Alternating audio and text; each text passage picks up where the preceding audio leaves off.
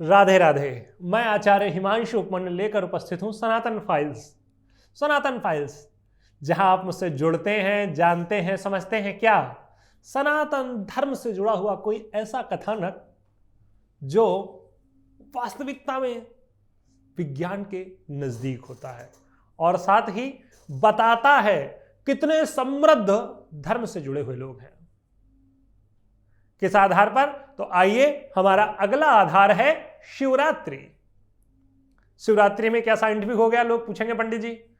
तो इसके लिए आपको हमारा कार्यक्रम जो है वो अंत तक देखना होगा, तभी आपको पता चल पाएगा कि ये जो कहानी है, ये जो कथानक है भगवान शिव के विवाह की, क्योंकि शिवरात्रि भगवान शिव के विवाह का दिन है। इसके पीछे का वैज्ञानिक तर्क, वैज्ञानिक कारण, क्या वैज्ञानिक तर्क और कारण छिपे हुए हैं इस कहानी में, भगवान शिव के विवाह की कहानी में, यह सब कुछ आपको जानने को मिलेगा। तो आइए स्टार्ट किया जाए, आप लोगों की भाषा में, हमारी भाषा में आरंभ। तो जैसा कि प्रथम तो आप लोगों को मैं बता दूं कि भगवान शिव की शिवरात्रि 18 फरवरी को है। उसी दिन भगवान भोलेनाथ का पूजन होगा। सायंकालीन, रात्रिकालीन भगवान भोलेनाथ का विवाह का समय जो निर्धारित है। तो आप सभी को भगवान भोलेनाथ के इस पुनीत पावन दिवस की बहुत बहुत शुभकामनाएं, जब भगवान भोलेनाथ भगवती पार्वती के साथ विराज करके सुख सौभाग्य सहज में दे देते हैं सभी को। तो आइए आरंभ करते हैं उस कहानी को। क्या है, जैसा कि आप हमारे एक कार्यक्रम जो हमने तीज की कथा सुनाई थी, उसमें भगवान भोलेनाथ को मनाने के लिए भगवती पार्वती क्या क्या जतन करती हैं वो सभी आप लोगों ने सुना होगा। तो कहानी उससे आगे हम लोग जो है आरंभ करते हैं। जब भगवान भोलेनाथ को पाने के लिए भगवती माता पार्वती जी जो है तपस्या करती हैं, उनकी तपस्या से भोलेनाथ खुश भी हो जाते हैं, खुश होकर उन्हें दर्शन देते हैं। और दर्शन देकर जब पार्वती उनसे जो है विवाह का अनुरोध करती हैं, तो भोलेनाथ अपने विवाह का जो है अनुरोध अस्वीकार कर देते हैं, मना कर देते हैं कि मैं विवाह नहीं करूंगा।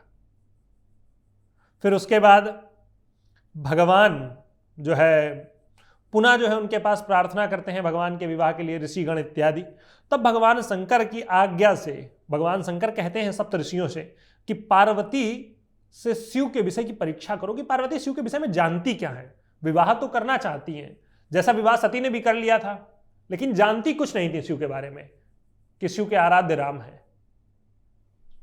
और अंतगत्वा क्या हुआ, दोनों के संबंधों में दूरियां बन गई और भगवती सती ने अपने आप को यज्ञ की आहुति में जो है समर्पित कर दिया। जो विषम परिस्थितियां बनी, उन्हीं से डरकर भगवान शिव आज क्या करते हैं, सप्तऋषियों को भेजते हैं पार्वती की परीक्षा लेने के लिए। और जब सप्तऋषि जो है बेहतर बताते हैं तो भगवान शिव खुद जाते हैं परीक्षा करने। एक ब्राह्मण का रूप धर जटाधारी पंडित जी बनकर के पहुंच जाते हैं और पार्वती जी की परीक्षा करते हैं। कैसे? शिव के रूप की ही बुराई करके। शिव जी यहां पर खुद के रूप की खुद ही बुराई कर रहे हैं पार्वती से।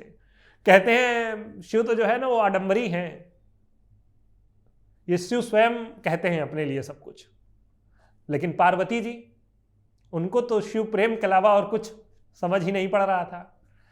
तो जटा रूपी जो है ब्राह्मण को डांट फटकार कर अपने यहां से भगा देती हैं। और जब भगा देती हैं तब जो है शिव जी, जब पार्वती जी भगाने लग जाती हैं तब शिव जी अपने वास्तविक रूप में प्रकट हो जाते हैं और प्रकट होकर के पार्वती जी को अपना वास्तविक रूप दिखा देते हैं। और पार्वती जी उनके सामने विवाह का अनुरोध करती हैं और भगवान भोलेनाथ स्वीकार कर लेते हैं। तो ये था उनके मतलब जो है मिलने का क्रम, कि कैसे भगवती जो है मिली, तपस्या के बल पर उन्होंने भोलेनाथ को बुलाया। अब आगे की बात, जब ये सब कुछ हो जाता है तो महोत्सव होता है हिमालय के घर में। पार्वती ये बात बताती हैं तो उनके पिता भी प्रसन्न होते हैं कि मेरी बेटी ने अपने लिए जो है वर चयनित कर लिया है। महोत्सव होता है और भगवान भोलेनाथ वहां एक नट का रूप, नट जानते हैं आप लोग, जो गांवों में आते हैं गाने बजाने वाले, नट का रूप धर करके भोलेनाथ वहां पहुंच जाते हैं। और पार्वती उनके द्वारा दिखाए जा रहे खेल और लीलाओं को देखकर बहुत खुश हो जाती हैं। इसके बाद शिव ब्राह्मण का वेश रख करके एक पंडित जी का फिर दोबारा वेश रखते हैं, सन्यासी का, और पहुंच जाते हैं इस बार कहां, हिमालय के यहां, हिमालय कौन? पार्वती जी के पिता। उन्होंने पुत्री की परीक्षा तो कर ली कि वो मेरे साथ जीवन भर जो है साथ देंगी और साथ रहेंगी, परंतु क्या ये पिता अपनी पुत्री को मेरे साथ जो है भेज करके प्रसन्न रह पाएंगे, खुश रह पाएंगे? ये जानने के लिए हिमालय क्या पहुंचते हैं और वहां पर जाकर के जो है शिव के रूप की निंदा करने लगते हैं, मतलब बुराइयां। तो मेनका जो पार्वती जी की माता जी हैं वो उस बात को सुनती हैं और क्रोधित होकर के कोप भवन में चली जाती हैं। कोप भवन राजमहलों में व्यवस्था रही है हमारे यहाँ, एक ऐसी जगह जहां पर क्रोधित होने की अवस्था में जाया जाता था, वहां चली जाती हैं। फिर जो है ये सब कुछ हो जाने के बाद भगवान शिव लौटते हैं और सप्त ऋषियों को भेजते हैं कि हिमालय के घर जाएंगे और वहां का मतलब जो है व्यवस्था देखिए। तब वहां पर जा करके सप्त ऋषि गण, हिमालय में जो सजावट थी विवाह के रूप में, कितना बेहतर सुंदर सजाया गया था, सब कुछ देखते हैं और आ करके भोलेनाथ को बताते हैं। तब क्योंकि मेनका भी रूठ चुकी थी, सप्तऋषि गए थे, तो वहां उनके साथ वशिष्ठ जी भी थे। और वशिष्ठ की पत्नी कौन है? अरुंधति। दक्षिण भारत के अगर दर्शक हैं तो हमारे यहाँ जानते होंगे अरुंधति तारे का दर्शन करवाया जाता है विवाह के बाद, वही अरुंधति जी हैं। तो अरुंधति जी मेनका को समझाती हैं, सब कुछ बताती हैं, सप्तऋषि भी हिमालय को समझाते हैं और इसके पश्चात भोलेनाथ के विवाह की भगवती पार्वती से विवाह की प्रेरणा से, मतलब उनको बताते हैं कि आप जाइए विवाह करिए, कोई दिक्कत ही नहीं होगी। वो तो सब कुछ मतलब जो है सनातन धर्म के या इस संपूर्ण ब्रह्मांड के इकलौते स्रोत हैं। सप्त ऋषियों के समझाने पर हिमालय जो है शिव के साथ अपनी पुत्री का विवाह निश्चय कर देते हैं। अब आप लोगों को एक तर्क और मैं बता दूं, शिव और पार्वती का ही विवाह क्यों होता है, किसी और का विवाह क्यों नहीं हो रहा है शिवरात्रि के दिन? शिव और पार्वती के विवाह होने का तर्क क्या है? किसी और का भी तो विवाह करवाया जा सकता था इस दिन, ये भी आपको मैं बताऊंगा। जब जो है विवाह के लिए लग्न पत्रिकाएं लिखी जाती हैं, सब कुछ होता है, सजावट होती है, जैसे सबकी बारातें होती हैं वैसे भोलेनाथ की भी बारात होती है और आती है। तो भोलेनाथ की बारात को लेकर तरह तरह की बातें कही गई हैं। कोई कहता है कि कोई जो है भूत प्रेत आ गए थे, कोई कहता है जीव जंतु आ गए थे, कोई कहता है सांप बिच्छी आ गए थे। तरह तरह की चीजें जो है बताई जाती हैं भोलेनाथ की बारात में। बारात आती है और जो है सब कोई भोलेनाथ के दर्शन करता है, बारात को देखता है। मेनका पार्वती जी की माता जी फिर देख लेती हैं बारात को और बारात देखकर बेहोश हो जाती हैं। जब बारात देखकर वो बेहोश हो जाती हैं, उनको होश में लाया जाता है, तो वो कहती हैं कि अब कुछ भी हो जाए, ऐसे अवगढ़ के साथ मैं अपनी बेटी तो नहीं विदा करूंगी। दुनिया की कोई भी मां अपनी सुंदर सी बेटी को किसी ऐसे व्यक्ति के साथ तो विदा नहीं करना चाहेगी जिसका रूप ही देखकर वह डर जाए। तो यह सब कुछ होता है। इसी क्रम में मेनका को सभी लोग समझाते हैं। मैना को जब मैना को सभी लोग समझाते हैं कि ऐसा नहीं है, ऐसा नहीं है, तो मैना समझती हैं इस बात को कि नहीं ये कौन है, कहां से आए, और अपनी हट छोड़ करके, कब छोड़ती हैं हट? जब भगवान विष्णु उन्हें समझाने लगते हैं। इस प्रकार से फिर द्वारचार होता है, जैसे सबकी बारात जो है पहुंचती है तो दरवाजे पर पूजन होता है, उसी प्रकार से भोलेनाथ की बारात में भी दरवाजे पर पूजन होता है और भगवान शिव के विवाह की जो परिस्थिति है वो आरंभ हो जाती है। उनका गोत्र पूछा जाता है। कब? जब कन्यादान हो रहा होता है। शंकर जी से उनका गोत्र, शंकर जी अपना गोत्र नहीं बता पाते हैं और चुप हो जाते हैं। यहीं से आरंभ होता है सनातन धर्म का विज्ञान। गोत्र ना बता पाने से कैसे जो है आरंभ हो जाता है कि विज्ञान आरंभ हो गया? तो कहा जाता है कि वहां पर खड़े हुए सभी लोग जब गोत्र नहीं बता पाते हैं शंकर जी का, सब लोग प्रशंसा करने लगते हैं, ब्रह्मा विष्णु। तब जो है ब्रह्मा जी उस बीच में एक बात कहते हैं। क्या? शिव का गोत्र और कुल दोनों नाद है। नाद मतलब एक ध्वनि, एक जो स्वर निकलता है।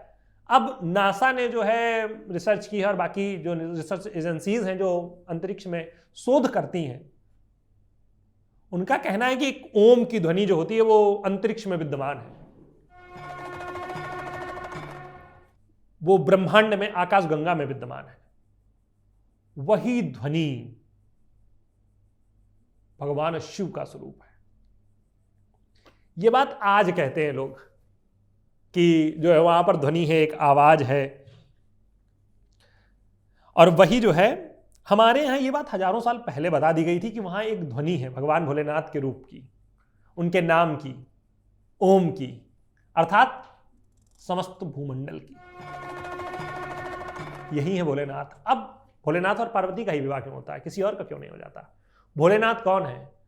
भवानी शंकरो वंदे श्रद्धा विश्वास रूपिणो याभ्याम बिना न पश्यन्ति सिद्धा शांता समीश्वरम। अर्थात भवानी शंकरो वंदे, श्रद्धा कौन है? भगवती पार्वती, प्रकृति। यही हमारा सनातन धर्म है।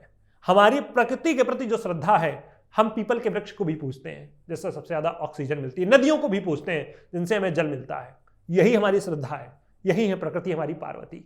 और भोलेनाथ आकाशगंगा, विश्वास किस बात का? हमारे सर पर बादल की छांव है, आकाशगंगा है हमारे ऊपर। जब तक साइंस वहां पहुंचेगा तब तक साइंस के लिए सब चमत्कार बना रहेगा कि कैसे ये सब कुछ घटित होता है, क्या नहीं है। एक दूसरी चीज, क्यों इसे सुनना चाहिए? हमारे एक आक्षेप लगता है कि स्त्री विमर्श को लेकर बहुत सारी बातें हैं, स्त्रियों को आजादी नहीं दी गई। यह कथानक हमें बताता है कि हमारे यहां स्त्रियों को जितनी आजादी दी गई, जितनी स्वतंत्रता दी गई, इतनी किसी धर्म में कहीं किसी स्थान पर नहीं दी गई। पार्वती जी स्वयं चिंतन करती हैं, भगवान भोलेनाथ को खोजती हैं, तब करती हैं। खोजना, तब करना मतलब जो है खोजना, उनको खोजती हैं और उन्हें जो है अपने विवाह के लिए राजी करती हैं और अपने परिवार को भी राजी करती हैं और अपनी बेटी की बात से राजी होकर के परिवार विवाह करता है। मैं इसे जो है पौराणिक शास्त्र और अपना धर्म, ये मेरी श्रद्धा है कि ये मेरा धर्म है, मेरे धर्म ग्रंथ हैं। लेकिन जिनके धर्म ग्रंथ नहीं है, कुछ लोग कहते हैं कि किसी ने देखा और कथानक लिख दिए, सब साधारण थे। तो इसका अभिप्राय भी तो यही हुआ कि हमारे सनातन धर्म में इस प्रकार की चीजें घटित होती थी।